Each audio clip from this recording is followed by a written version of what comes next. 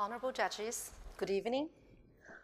It's my great pleasure to talk about my teaching plan with you tonight. So first, I'm going to talk about the basic structure of my teaching plan, which consists of 4 parts: background information, teaching objectives, method, and teaching procedure. So first, the background for my teaching. My target students will be junior students who are in the 2nd semester, who have just finished the basic interpreting skills learning, such as note-taking, memory training, public speaking, figures, etc. And as for the material we're going to use, first, that will be this script we've got. However, I will do some adaptation to that. I'll first ask my students to change this from the traditional, Chinese, which is a little bit outdated discourse, into the modern spoken discourse. Okay, we're going to make that into like a conversational, because of the whole design is about interview with an well-known interpreter. So we will have one speaker to change this into the spoken discourse, as we just said. And another material we're going to use is a video tape we're going to have during the class.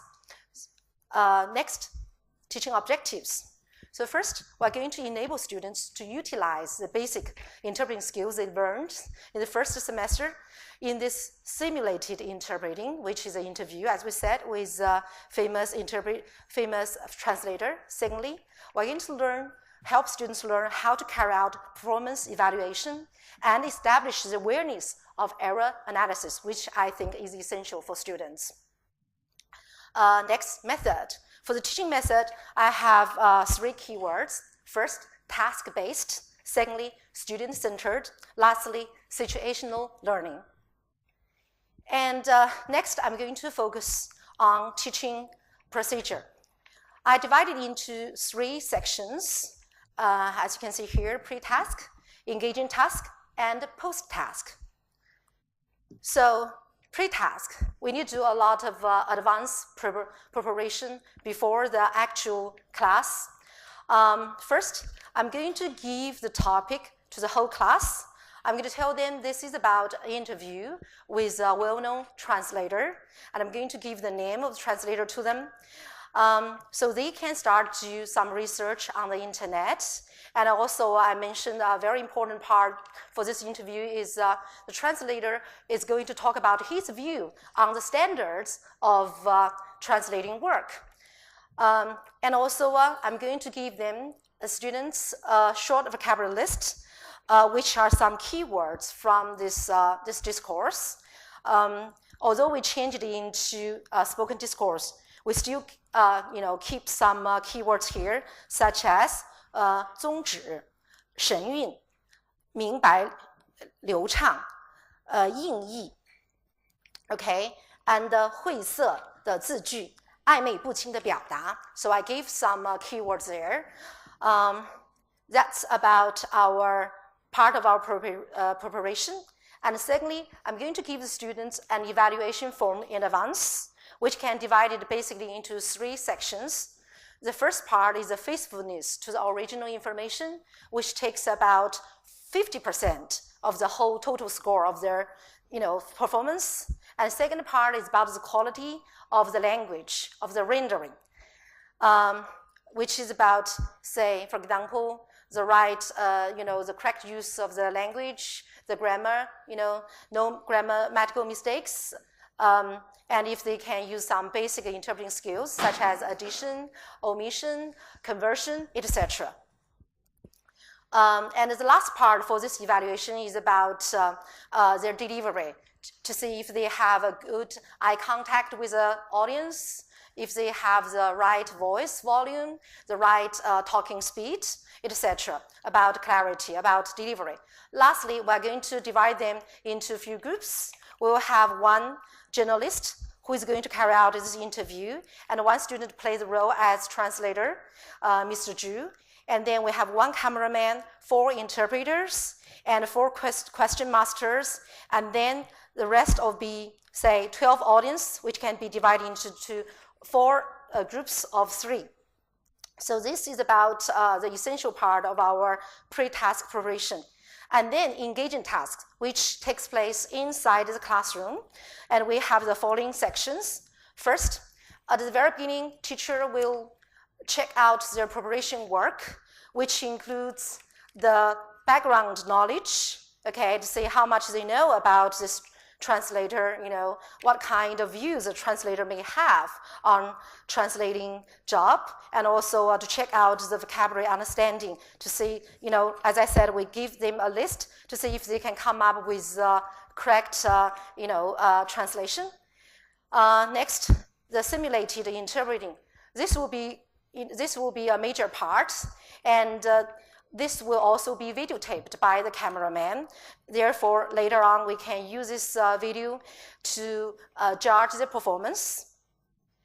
And number 3, peer evaluation.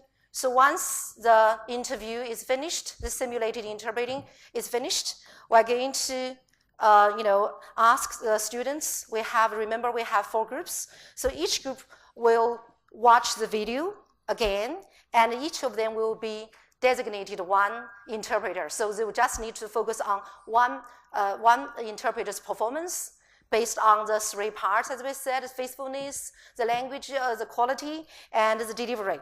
Okay, so they will have this group discussion focus on that one interpreter, and then they will be asked to present their evaluation, the feedback to the whole class in turn.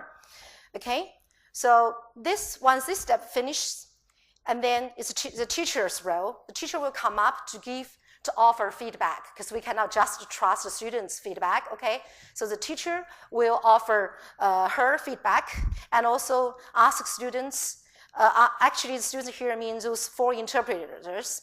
When we give, after this feedback for each interpreter, the teacher will ask the students, the interpreter, say, see, you made a mistake here, there was omission here, or there was a distortion of the idea. So would you like to tell me why that happened? So we'll ask the student, the interpreter, to offer this oral feedback to recall the possible, reasons for the errors. I guess this can help them to establish that very important awareness of error analysis, okay? After this, the teacher will offer a summary of the whole class to wrap it up. And lastly, we have our post-task, which is about assignments, because a lot of study takes place out of the classroom. We have basically 2 assignments. First, we'll ask students to prepare a written evaluation. This includes the interpreters themselves. They need to offer, the evaluation in writing, and also the whole class, including the 2 students, the 3 students, the translator, the person who plays translator, and the person who plays journalist, and also the cameraman. They will also offer their evaluation in writing. Okay, this will consolidate their understanding of interpreting performance evaluation. And lastly, I will ask the whole class to interpret this whole speech by using the video we make during the class. So they can use this video and work with the language partner to interpret the whole message again, and then record their rendering, okay, so they can double check their performance. So basically, that's my teaching plan. So thank you very much.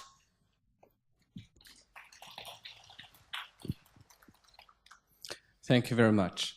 I'm going to ask you 2 questions. You explained how you begin the teaching by asking the students to translate the text provided here into spoken or oral Chinese, yes. Right? But you would like to keep some of these expressions in there. For yes. example, like 宗旨、神韵、意趣、应语，还有应意 ，yeah. Okay. And 比如音译，还有呢这个暧昧不明。不清的表达。Okay. 和晦色的。What I want to do is to ask you to translate all these for us. Sure. Now. I'll give it a go. 宗旨, I think we can translate that as techniques. As 神韵, we can say the charm, the charm of original work. 英译 we can say the word for word translation. 晦涩的字句 we can say the ambiguity. I was looking at 暧昧不清的表达 the ambiguity. 晦涩的字句 maybe the difficult words or expressions. Okay, thank you. And then you also shared with us how you would like the students to do as a post task. Yes. That is to ask them to write a written evaluation and also interpret the whole task as per the recorded video. And we all know that the post task is really to actually help to strengthen the students' learning, right, of the content you've just taught them. And there, of course, brings us to your teaching objective, which is the using interpreting skills in simulated interpreting and also the technique of error analysis.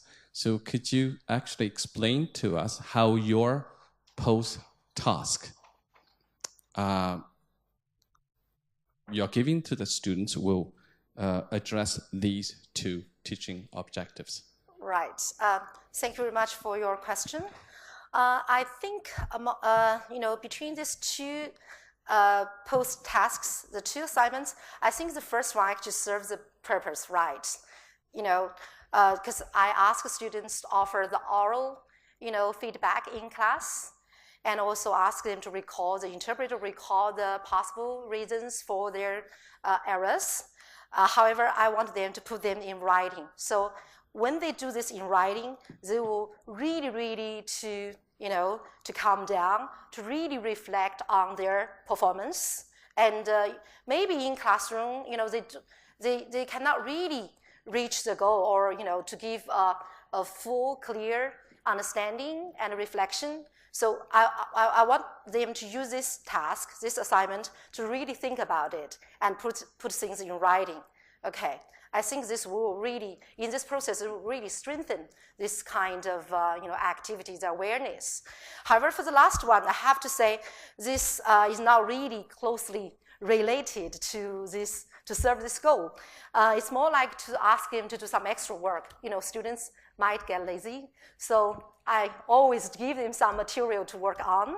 And I actually, given time, I might ask them to do one more, because I have some, pre-recorded interviews. Maybe I'll ask them to do this by watching that video, and hopefully they can, practice more to strengthen their overall integrated skills.